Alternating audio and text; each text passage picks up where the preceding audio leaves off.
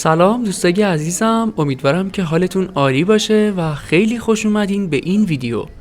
امشب به یکی از مراکز تفریحی و محبوب تهران اومدیم که تو همه فصل‌ها شلوغه.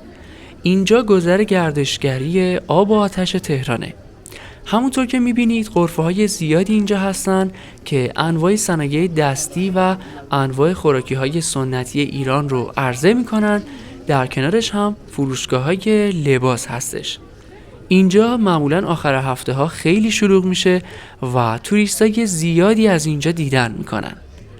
دقیقاً پشت این بازار یه شهر بازی و استریت فود قرار داره که تو این ویدیو بهتون نشون میدم. توی این استریت فود انواع غذاهای سنتی ایران و انواع غذاهای سوخاری رو میتونید سفارش بدید و لذت ببرید.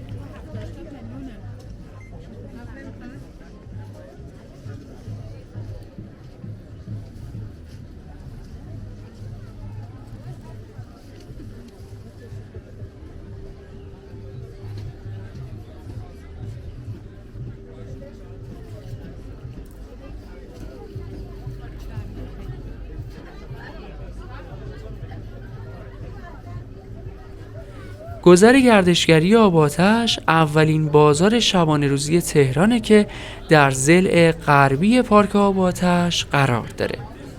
دوستای عزیزم، اگه سوالی در مورد اینجا داشتین حتما تو قسمت کامنت ها از من بپرسید و ممنون میشم اگه مثل همیشه با لایک ویدیو و سابسکرایب چنل از من حمایت کنید. امیدوارم از تماشای این ویدیو لذت ببرید.